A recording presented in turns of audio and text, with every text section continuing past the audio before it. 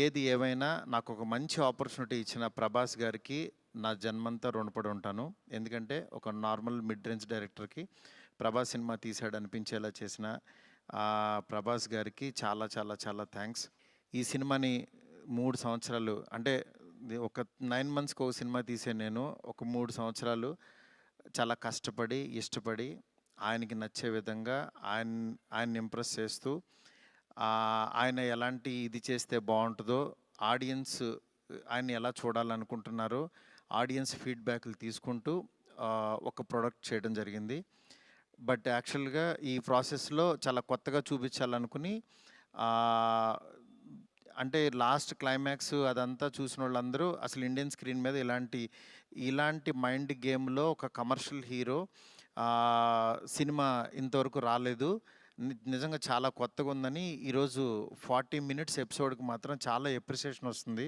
ఆయన కూడా ఇలాంటి కథని కొత్తగా చెప్పాలి, ఆడియన్స్కి తీసుకెళ్ళాలి, కొత్త సినిమాలు పెద్ద హీరోలు చేయాలని ఆయన సంకల్పంతో డెఫినెట్గా ఈ సినిమాని మీ ముందుకు తీసుకురావడం జరిగింది. నిజంగా అది కామన్ ఆడియన్స్కి చాలామందికి రీచ్ అయింది. నెక్స్ట్ రిజల్ట్ అనేది వెంటనే ఇప్పుడే 1 డేలోనే డిసైడ్ అయ్యి ఒక షోలోనే డిసైడ్ అయ్యి అనేసుకోవటం కరెక్ట్ కాదు. ఎందుకంటే ఇప్పుడు పండగ ఉంది, అన్ని సినిమాలు చూస్తున్నారు, చూడాలి. ఒక 10 రోజులు ఆగితే ఈ సినిమా ఏంటని తెలుస్తుంది. ఎందుకంటే ఎప్పుడైనా సరే మనకి కొత్త పాయింట్తో వచ్చిన సినిమా కూర్చోగానే ఇవి ఎక్కేసి అద్భుతం జరిగిందని అనుకో. ఎందుకంటే కొత్త పాయింట్ ఎప్పుడని ఇట్ విల్ టేక్ టైం. డెఫినెట్గా ఇందులో ఉన్న కొత్త పాయింట్లో ఉన్న చిన్న చిన్న మంచి పాయింట్స్ మాత్రం డెఫినెట్గా వీటి గురించి మాట్లాడుతున్నారు. ఈ ఎపిసోడ్ ఇలాగని చాలా కొంతమంది ఇంటలెక్చువల్ పీపుల్ కొంతమంది మాట్లాడుతున్నారు, అర్థం కాని వాళ్ళు తిడుతున్నారు, ఇట్లా రకరకాల ఇవన్నీ వస్తున్నాయి.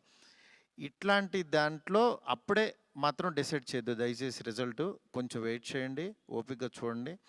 నిజంగా ప్రభాస్ గారి అభిమానులు కొంతమంది అంటే అందరూ యాక్చువల్గా డిసప్పాయింట్ అవ్వలేదు, కానీ సాటిస్ఫై అవ్వలేదు.